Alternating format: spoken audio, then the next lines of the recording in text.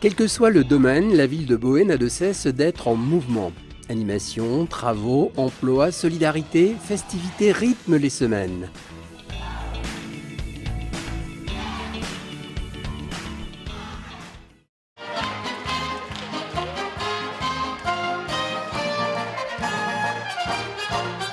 À Boë Village, le comité des fêtes a offert un spectacle de cirque aux enfants. Convivialité et plaisir ont été au rendez-vous. Est-ce que tout le monde va bien? On peut plus fort quand même. Est-ce que tout le monde va bien?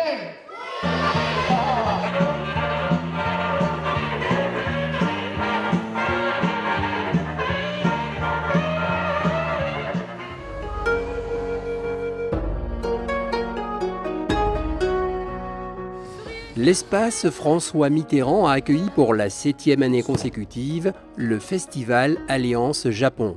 Au cours de cette journée festive et culturelle, moultes activités ont été proposées.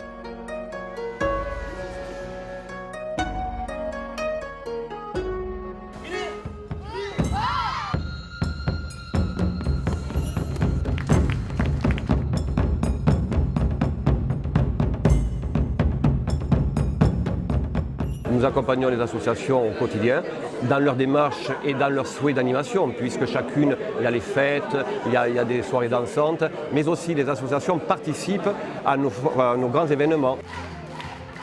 À la veille de la grande récréation estivale, enfants et parents se sont retrouvés pour la fête des écoles. Les petites têtes blondes ont proposé de multiples spectacles travaillés en classe avec leurs enseignants.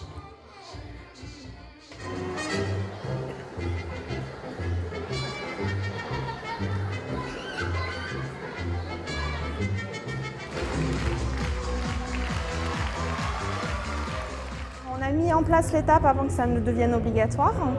Donc à Boë, ils ont lieu de 16h à 17h tous les soirs. Donc on a à la fois des associations qui interviennent, donc de tout type. On a de la musique, on a des activités sportives. Après, ça peut être aussi des actions qui sont encadrées par des agents de la mairie. Donc du jardinage, des activités manuelles, des activités culturelles. Ils font des activités qu'ils n'auraient peut-être pas pu faire en dehors de ce cadre-là et tout le monde est satisfait.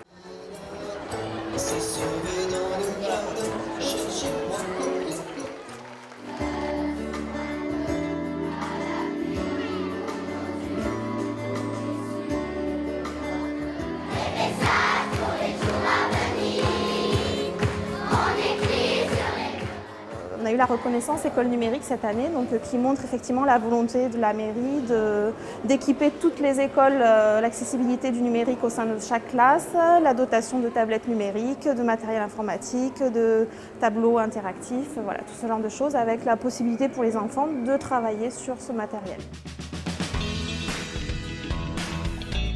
Au service des demandeurs d'emploi et de tous ceux qui souhaitent donner une nouvelle direction à leur parcours professionnel, l'espace François Mitterrand a accueilli au mois de mai la 6e journée de la solidarité et de l'emploi. À l'occasion de cette nouvelle édition, à laquelle ont participé une quarantaine de partenaires, la municipalité et le CCAS ont mis l'accent sur le pôle numérique de Pôle emploi. On n'est plus laissé à la maison sur nous-mêmes, sur notre PC à rechercher un emploi. Il y a beaucoup d'aides autour qui font que voilà, on peut évoluer. Il y aura des rendez-vous cas par cas et ça sera beaucoup mieux. Nous savons bien que beaucoup de nos concitoyens sont confrontés aujourd'hui à des problèmes de recherche d'emploi, de recherche de formation professionnelle, problèmes de logement, de garde d'enfants, de transport. Il faut que les personnes puissent rencontrer ici tous ceux qui sont en capacité de leur apporter une aide. C'est le but de la journée. Moi je trouve que c'est très bien parce que ça peut aider énormément de monde pour l'avenir, l'emploi. La rencontre avec des patrons, des chefs d'entreprise, ça va nous faire bien peut-être d'échanger et de savoir améliorer notre projet de travail d'avenir. En 2016, la municipalité a consacré près d'1 million d'euros d'investissement pour la rénovation et la réfection de la voirie. Chaque année, afin d'améliorer le quotidien de ses administrés et rénover les voies de circulation, de nombreux chantiers sont lancés. La rue de Daubas a subi un véritable lifting complet. On se trouve ici donc rue Mendès-France où effectivement pour ceux qui s'en souviennent c'était une voirie en mauvais état. Donc là on a tout remis aux normes, normes PMR pour les trottoirs, une voirie urbaine. Il y a eu l'effacement de réseau, la mise en place de l'éclairage public. Donc effectivement une belle réalisation.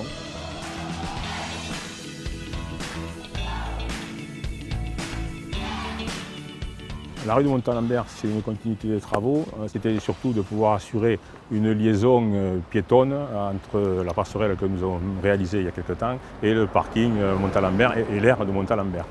On en profite également pour réaménager un petit peu avec des places de parking qui éviteront ce stationnement anarchique que l'on rencontre jusqu'à aujourd'hui. Réalisée en 1978, la salle Chaussard vient de faire l'objet d'une rénovation complète.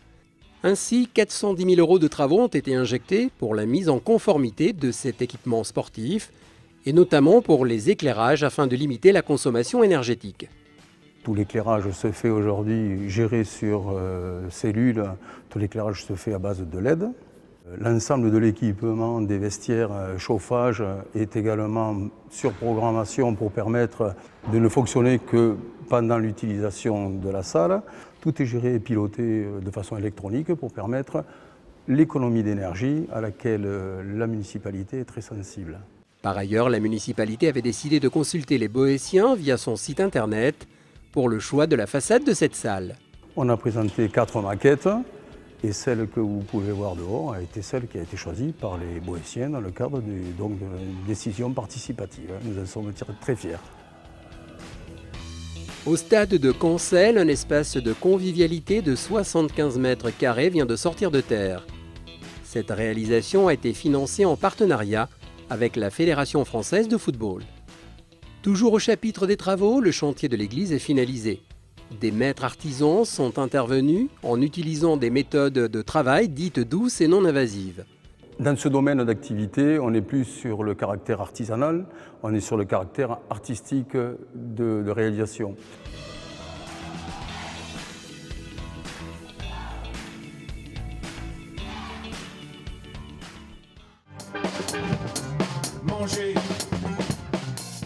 Sur les bords de Garonne, les traditionnels marchés gourmands ont de nouveau apporté saveur et délectation à nos papilles. Il s'est agi d'un moment de partage où convolent en juste noces, douceur de vivre et convivialité.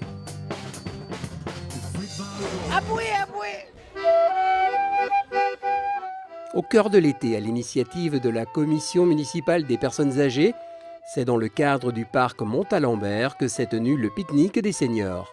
Un véritable succès pour ce rendez-vous solidaire. C'est le rendez-vous de l'été où on convoque tous les seniors pour se retrouver dans une ambiance guinguette avec le repas sorti du panier pour casser un peu l'isolement de l'été.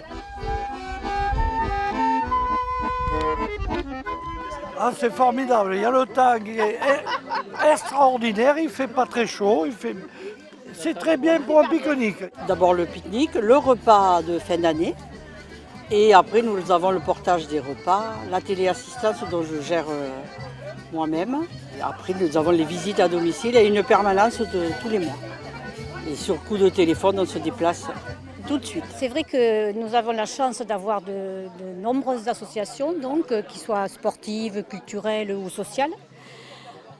Pour nous, elles contribuent fortement à l'animation locale. Ces associations aussi participent au temps périscolaire des élèves des écoles de Boé. Et donc, nous consacrons environ 95 000 € par an pour soutenir les associations.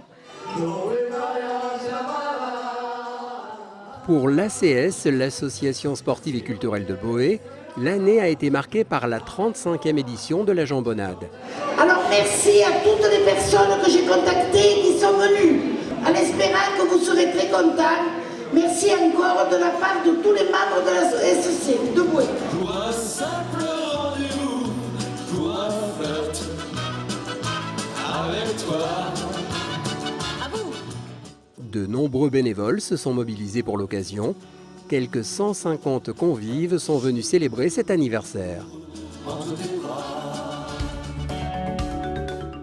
En raison de ses équipements sportifs modernes et évolutifs, la commune reste un partenaire privilégié des clubs. Forte de leur dynamisme et d'un réel enthousiasme, Les Boétiens pratiquent de ce fait leur discipline dans les meilleures conditions. Nous, on les accompagne avec plus de 100 000 € de subvention quand même. On fait l'effort de garder le même accompagnement parce que le sport, c'est la jeunesse et puis c'est l'avenir. Je voudrais quand même citer deux événements qui sont une petite fierté. Quand on voit plus de 1000 jeunes qui viennent jouer au foot sur le tournoi de l'Ascension, c'est quand même un grand rendez-vous de la saison et ça marche super fort de voir ces petits bambins qui courent après le ballon, c'est génial. Et puis un autre événement majeur quand même sur lequel j'insiste, c'est par rapport au tournoi de judo. Depuis cette année, avec une salle Chaussard rénovée, c'est un super lieu. Dans la commune, c'est du bonheur. Au chapitre des travaux, nul n'est chômé cet été à Boé-Village. Les engins se sont succédés, notamment à proximité de l'école René Musas. Un des projets de campagne, c'était la réfection de la rue de l'école. Et à cette occasion, nous avons pensé qu'il fallait revoir aussi l'entrée de notre école primaire, de façon à sécuriser un petit peu l'accès. Si on refaisait la voirie, mettons les enfants en sécurité. En 2016, un parking d'une quinzaine de places et une aire multisport dédiée aux enfants ont vu le jour, non loin de l'école René Musas. Il constitue la première tranche d'un projet global de réfection de la rue de l'école, dont le coût s'élève à 1,2 million d'euros. Toujours dans le domaine des travaux, nul n'a ménagé ses efforts dans la rue La Carrérotte. La voirie n'était plus adaptée au nouvel environnement du fait de la création d'un lotissement à proximité, de l'accroissement de la population et du flot de voitures supplémentaires. C'est une voirie urbaine, donc avec un trottoir norme PMR. L'éclairage public a été revu, donc là on est reparti pour longtemps. Et il ne reste plus qu'à finaliser le reste de cette rue, mais vraisemblablement pour 2017 ou 2018 à voir.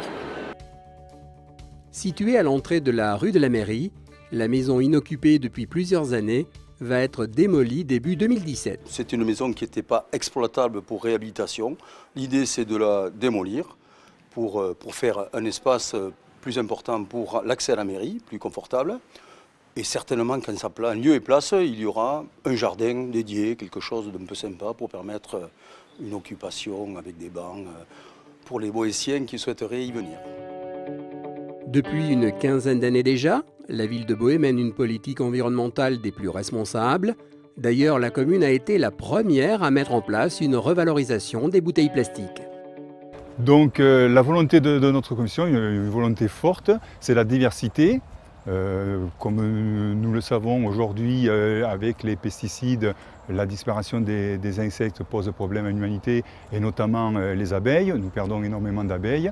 Nous avons en l'occurrence 4 ruches sur la commune qui produisent 80 kg de miel que nous faisons profiter à l'ensemble de la population quand elle peut y avoir accès. Une nouvelle fois, la fête de la jeunesse a rencontré un véritable succès. Une trentaine d'associations ont animé cette journée ponctuée de démonstrations et spectacles en tout genre.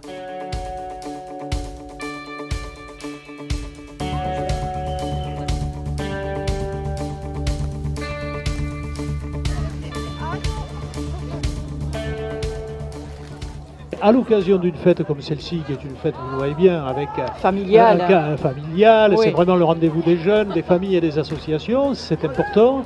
Quand on pense à la somme de dévouement que représentent toutes ces associations, pendant toute une année, voilà, il faut leur permettre de faire connaître leurs activités. Tout à fait. Et ce rendez-vous jeunesse, il est aussi destiné à ça.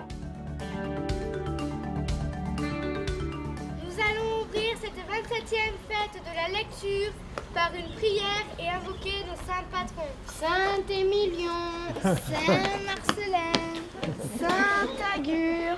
Quelqu'un a dit, de toutes les passions, la gourmandise est la plus respectable. Qui a dit ça? Ah! Ah non, c'est...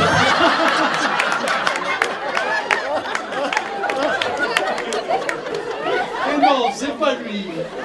C'est Guy de Maupassant. Voilà qui a dit ça et on est bien d'accord avec lui. La fête de la lecture a 27 ans, un record de longévité pour cette principale manifestation en Agenais où la lecture et le livre sont au cœur de la démarche. Cette année, on a développé davantage les éditeurs locaux et des auteurs locaux aussi. Quand la lecture progresse, la bêtise régresse.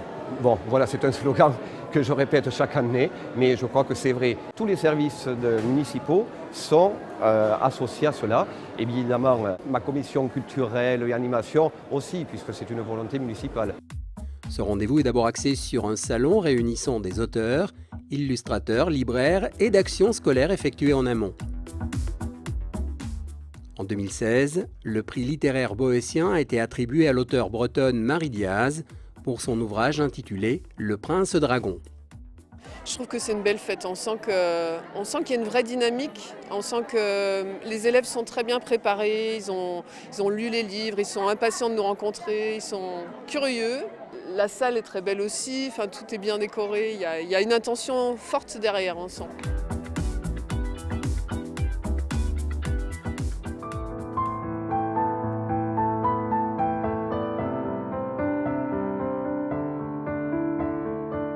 Alors, le salon d'automne est organisé depuis quelques années sur Boé et c'est un salon où nous recevons des artistes.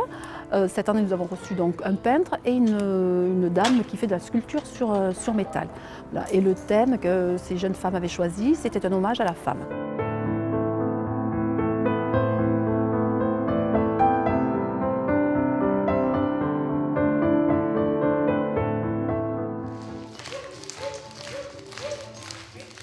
Organisée conjointement par les services municipaux et l'équipe enseignante, la fête de Noël dans les écoles boétiennes a rencontré un vif succès.